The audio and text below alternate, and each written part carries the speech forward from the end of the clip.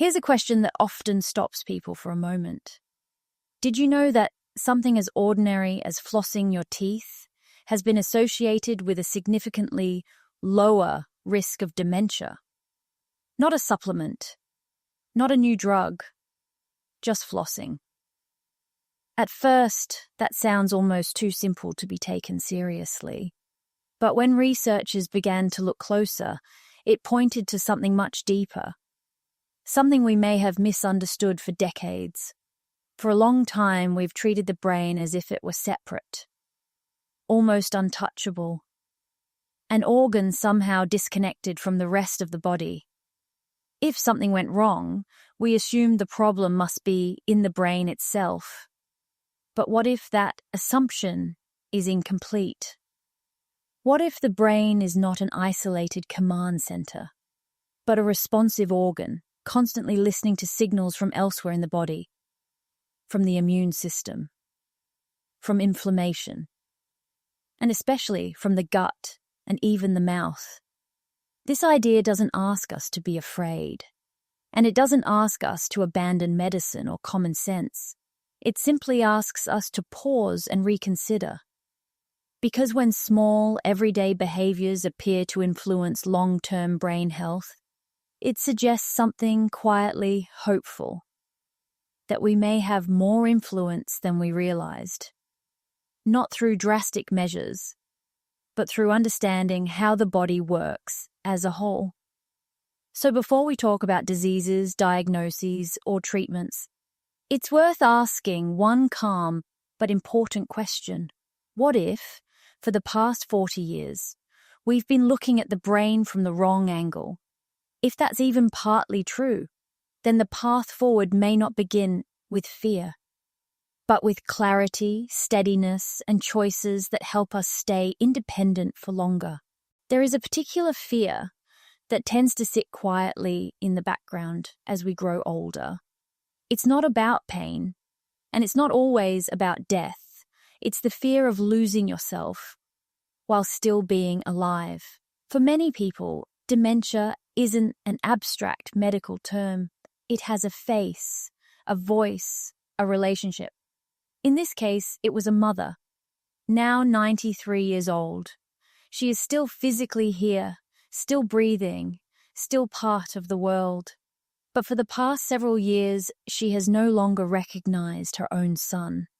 That moment, when a parent looks at you with polite confusion rather than familiarity, is difficult to describe unless you've witnessed it yourself. It's not dramatic, it's not loud, it's quietly devastating. What makes this even harder is the loss of choice. Earlier in her life, she had been clear about what she wanted. She had planned. She had expressed her wishes. But dementia arrived early and quickly, long before she could act on those decisions. And with that, something fundamental was taken away. The ability to decide for herself. This is why dementia has become one of the deepest shared fears in aging societies. Not because it always involves suffering, but because it erodes identity, independence, and agency. We are living longer than ever before, but for many, those extra years are not lived with clarity or control. Nearly everyone knows someone affected. A parent, a partner, a friend. And even if we don't speak about it openly, the question lingers, what if that were me? This story isn't shared to create alarm. It's shared to acknowledge a reality that many people are already carrying quietly. And it explains why understanding the brain, not just treating it, matters so deeply. Because when the fear is about losing who you are, even small insights that offer perspective, prevention, or delay become profoundly meaningful. And that's where this conversation begins to matter. Not medically, but personally. At this point, a reasonable question often comes up. Is dementia truly becoming more common? Or are we simply diagnosing it more accurately than we used to? For a long time, that explanation felt comforting. Better scans, better awareness, better labels, and yes, improved diagnosis does explain part of the increase, but not all of it. When researchers adjust the data for age, comparing people of the same age group across different decades, a concerning pattern remains. Even after accounting for longer lifespans, more people are developing dementia than before. In other words, this isn't just about living long enough to be diagnosed. It's about something changing in how we age. This leads to an important distinction. We've made enormous progress in extending lifespan, the number of years we stay alive, but health span, the number of years we stay mentally and physically well, has not kept pace. Modern medicine has become very good at keeping people alive with heart disease, diabetes, and other chronic conditions. What it hasn't always succeeded in doing is preserving brain health alongside that survival. So what we're seeing now is not simply an aging population, but a population living longer, with more years of cognitive vulnerability. This isn't said to alarm, it's said to bring clarity. Because when we understand that dementia is not an inevitable consequence of aging, but something influenced by how the body ages as a whole, the conversation shifts. From resignation to curiosity, from fear to prevention, and from the idea that nothing can be done to the quieter, steadier question, what could help us age not just longer, but better? That question opens the door to everything that follows. For a long time, Western medicine has viewed the brain as something special, almost separate from the rest of the body. This way of thinking has deep roots. It comes from what's often called Cartesian thinking. The idea that the mind and body are fundamentally different things. Under this model, the brain sits at the top. It gives instructions.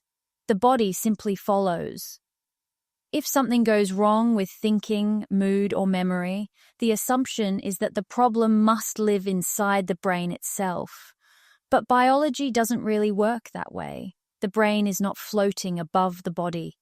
It is made of the same tissue, fed by the same blood, influenced by the same chemistry as every other organ. It responds to inflammation just like the heart. It is affected by blood sugar, just like the liver. It suffers when circulation is poor, just like the kidneys. When the liver is overloaded, we don't say the liver has lost discipline. When the heart struggles, we don't assume it's acting independently of the rest of the system. We understand that these organs reflect what's happening throughout the body. The brain is no different. It doesn't exist in isolation. It reacts to signals, hormonal, immune, metabolic, arriving from elsewhere. Seen this way, many symptoms begin to look less mysterious. Low mood may be a response to inflammation. Brain fog may reflect metabolic strain. Cognitive decline may develop alongside years of vascular or immune stress. This perspective doesn't diminish the brain's importance. It actually grounds it. Because once we stop treating the brain as an untouchable command center and start seeing it as a biological organ within a system, something changes. The conversation becomes calmer, more practical, less fatalistic. Instead of asking, "What's wrong with my brain?" we begin to ask, "What pressures has my brain been responding to?" And that shift opens the door to understanding, not fear, and to choices that support the whole system, not just one part of it. This is often the moment when people stop and say, that changes things. For years, we've assumed the brain sends instructions, and the body simply carries them out. But when scientists began mapping the communication pathways more carefully, they discovered something surprising. The main highway connecting the gut and the brain is the vagus nerve, the longest nerve in the body. And here's the part that changes the story. Around 80% of the signals travel from the gut up to the brain. Only about 20% go the other way. In other words, most of the conversation is not the brain giving orders. It's the brain receiving information. Information about inflammation, about immune activity, about nutrient availability, about what's happening inside the digestive system. The gut itself contains an extensive network of nerves, known as the enteric nervous system. It's sometimes called the second brain, not because it thinks in words, but because it processes information independently. It can sense stress, it can detect imbalance, and it can send rapid signals upward when something isn't right. From the brain's perspective, these signals matter. If the gut is inflamed, the brain may adjust mood and energy to conserve resources. If the immune system is activated, the brain may shift into a protective state, reducing motivation, slowing thinking, encouraging rest. Seen this way, symptoms like fatigue, low mood, or brain fog aren't random failures. They may be adaptive responses, the brain reacting to ongoing signals from the body. This doesn't mean the brain is passive, but it does mean it's responsive. It listens first, then it adjusts. Once this relationship becomes clear, many things begin to make sense. Why digestion affects mood, why stress often shows up in the gut before the mind, why changes in diet can alter how we think and feel, sometimes within days. This isn't about blaming the gut. It's about recognizing a partnership. When we support the digestive system, reduce unnecessary inflammation, and stabilize metabolic signals, we're not trying to fix the brain. We're simply changing the messages it receives. And when those messages become calmer, the brain often follows. That understanding becomes a turning point, because it replaces confusion with coherence and fear with something far more useful: clarity. To understand why the gut-brain connection matters so much, we need to talk about inflammation, calmly, clearly, and without drama. Inflammation is not the enemy. It's a normal biological response that helps us heal. The problem begins when inflammation becomes chronic, low-grade, persistent, and unresolved. And this is where the gut plays a central role. Around 70% of the body's immune cells live in and around the gut. Not in the brain, not in the bloodstream, in the gut. This makes sense when you think about it. The digestive system is where the body constantly meets the outside world: food, microbes, and foreign particles. The immune system is positioned there to monitor, decide, and respond. When the gut environment is balanced, immune signals remain calm and proportionate. But when the gut is irritated by ongoing stress, poor diet, infections, or metabolic strain, the immune system can stay switched on, not dramatically, just enough to matter. This ongoing immune activation sends repeated signals to the brain. From the brain's perspective, these signals suggest something important. The body may be under threat, resources may be limited, caution is required. So the brain responds in ways that are biologically logical. Energy is reduced, motivation drops, thinking may slow, mood can shift downward. In this context, symptoms like fatigue, low mood, or even depression are not personal weaknesses or chemical accidents. They can be adaptive responses, the brain adjusting behavior to what it believes is a chronically stressed body. This reframes a lot. Instead of asking, "Why isn't my brain working properly?" we begin to ask, "What signals has my brain been responding to for years?" Metabolic health? matters here too.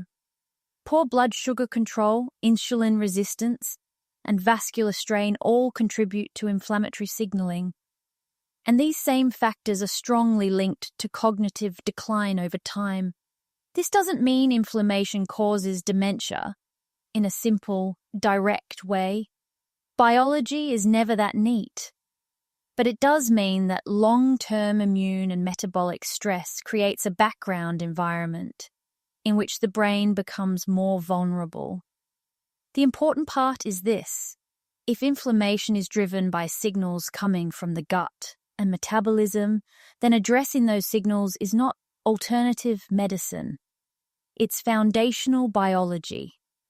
And once we see depression, fatigue, and cognitive change as biological responses rather than isolated brain failures, the conversation becomes calmer, more humane, and far more practical. Because reducing unnecessary inflammatory pressure isn't about fixing the brain.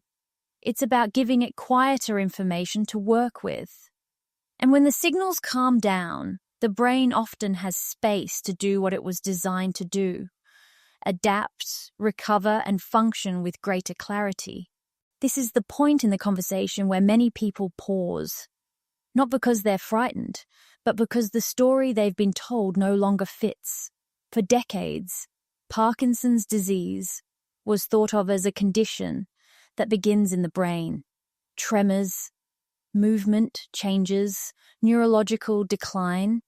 But when researchers started looking earlier, much earlier, a different pattern began to appear. In large population studies, up to 90% of people who later developed Parkinson's had ongoing gut problems as early as 10 years before any brain symptoms appeared. Constipation, bloating, sluggish digestion.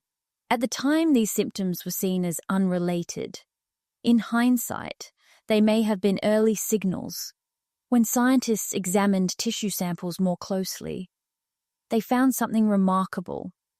The same misfolded protein seen in the brains of people with Parkinson's, known as alpha-synuclein, was also present in the gut.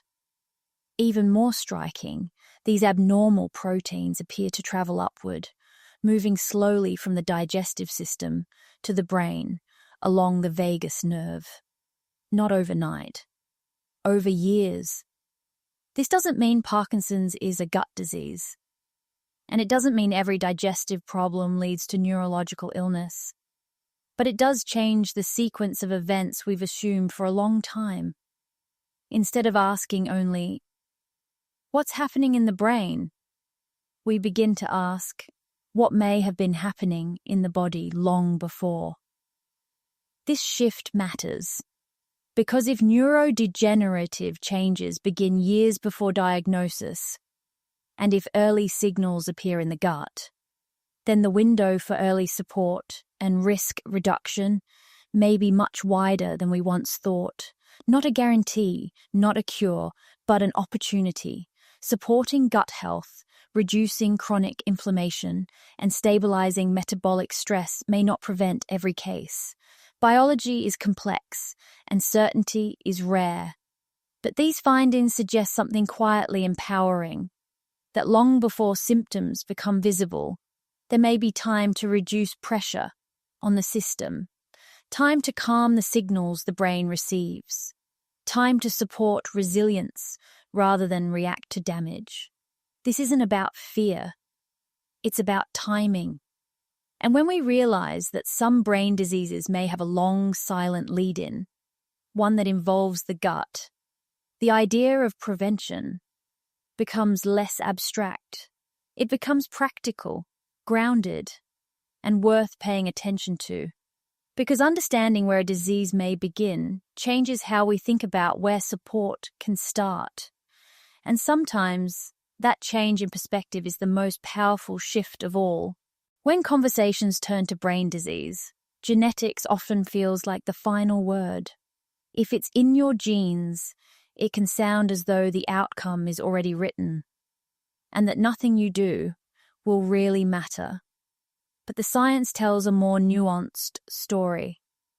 For most brain conditions, including dementia, depression, and Parkinson's, heritability is surprisingly low. When researchers study identical twins, they often find that one twin develops the condition while the other does not.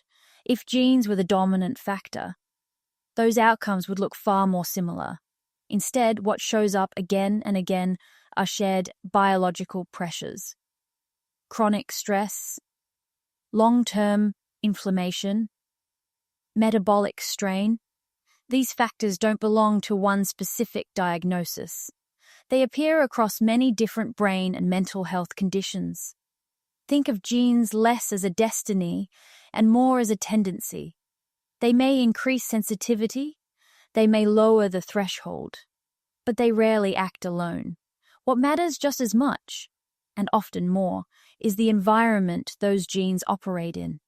The body's inflammatory state, blood sugar stability, vascular health, sleep, nutrition. These are not small details. They shape the signals the brain receives every day. This perspective changes the emotional tone of the conversation.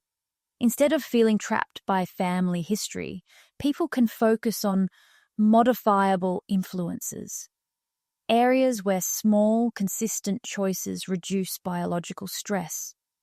This isn't about control in a rigid sense, and it's not about blame. It's about recognizing that the brain responds to what it's exposed to over time. And when stress, inflammation, and metabolic strain are reduced, the brain often becomes more resilient, regardless of genetic background. That's not a promise, it's not a guarantee, but it is something far more useful. A sense that your future is influenced by your present. And that understanding alone can shift the story from inevitability to engagement, and from fear to steady, informed action. One of the most surprising findings to emerge from recent research is not found in blood tests or brain scans. It shows up first in how people feel. In many dietary studies, when participants improve the quality of what they eat, especially in ways that support the gut, the earliest changes are often reported in mood and energy. People say they feel clearer, less flat, more steady, and this often happens before measurable changes appear in cholesterol, blood sugar, or inflammatory markers. That timing matters. It suggests the brain is responding quickly to shifts in the signals it receives. Long before medicine would usually consider the intervention a success. This doesn't mean food is a cure.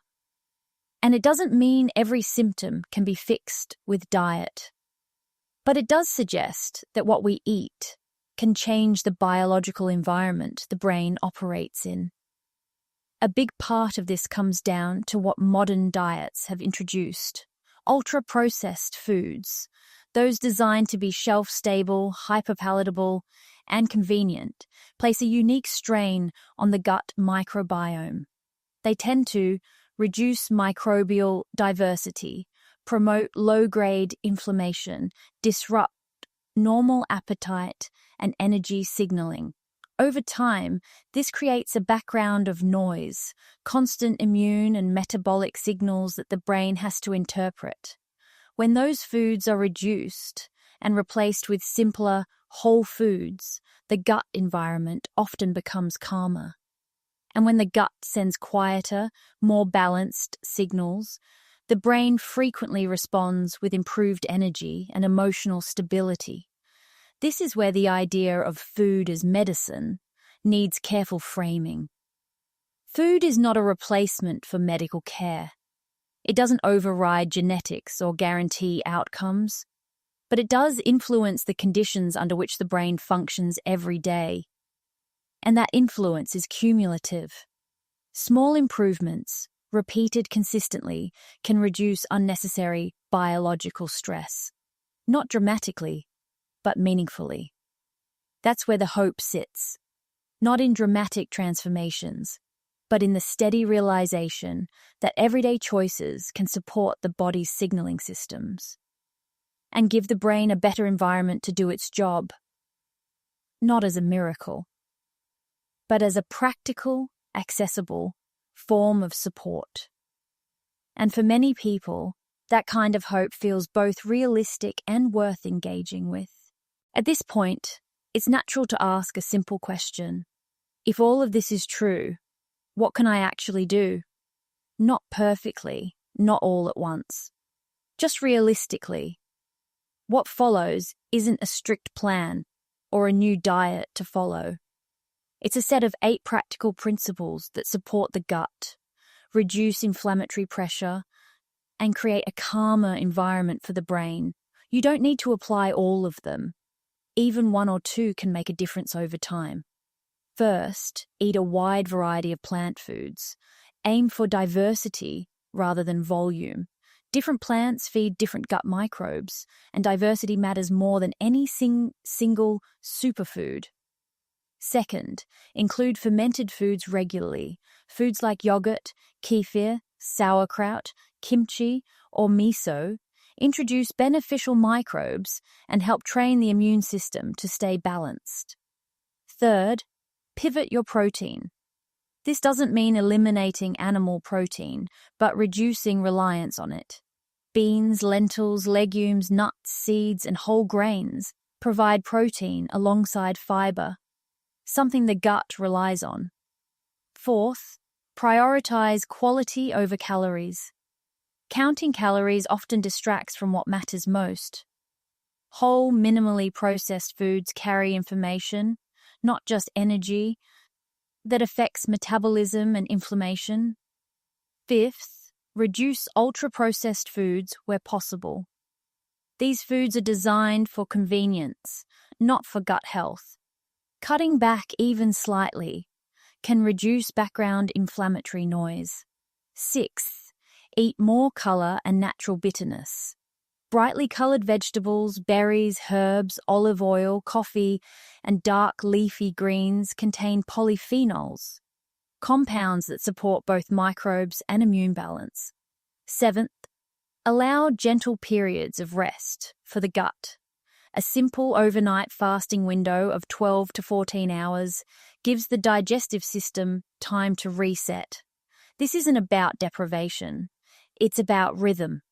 And finally, keep it personal and flexible. Not every approach suits everybody. What matters is noticing how you feel and adjusting with curiosity rather than pressure.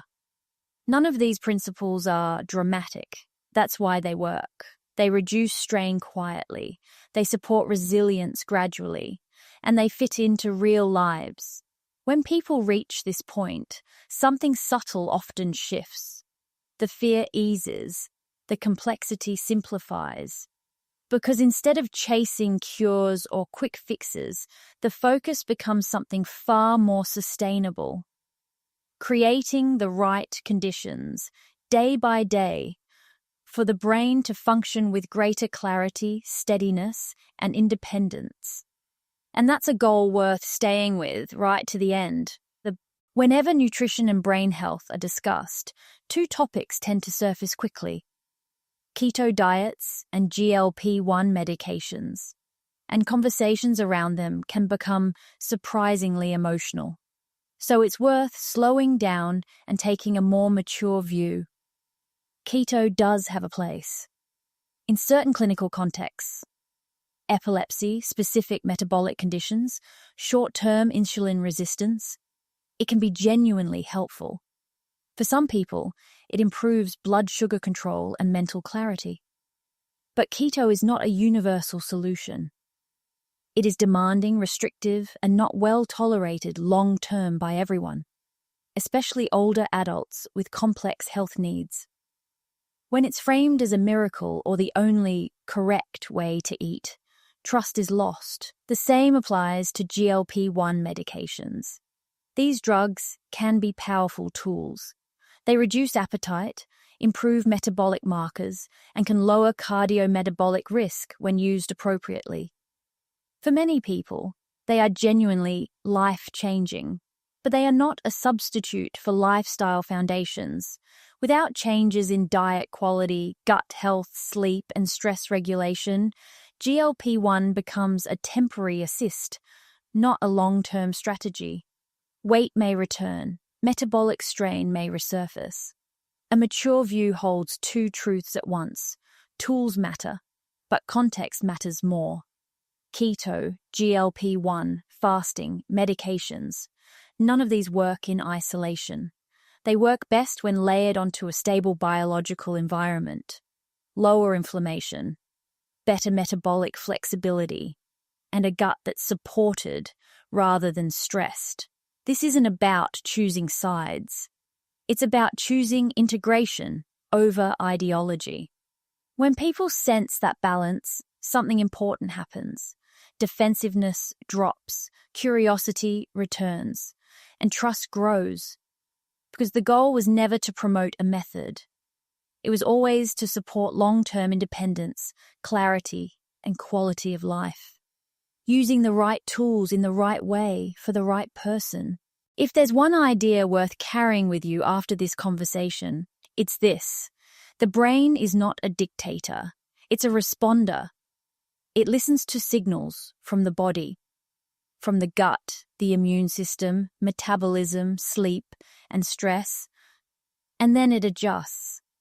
That means you are not powerless, even when change feels slow, even when the future feels uncertain, even when family history weighs heavily. You don't need to overhaul your life. You don't need to follow a perfect plan. You only need to begin with one small, realistic choice. One meal that's a little less processed. One extra plant food on your plate. One gentler rhythm between dinner and breakfast. These choices don't look dramatic, but biology doesn't respond to drama. It responds to consistency. When the signals become quieter, the brain often follows, with more steadiness, more clarity, and more resilience over time. This isn't about controlling the brain. It's about supporting the system it depends on. And that's something you can do. Not all at once, not perfectly, but steadily. So if you're wondering where to start here, at your next meal, with one thoughtful choice. And the understanding that small changes, repeated calmly, are often the ones that last the longest. That's not false hope. That's informed confidence. And it's more than enough to begin.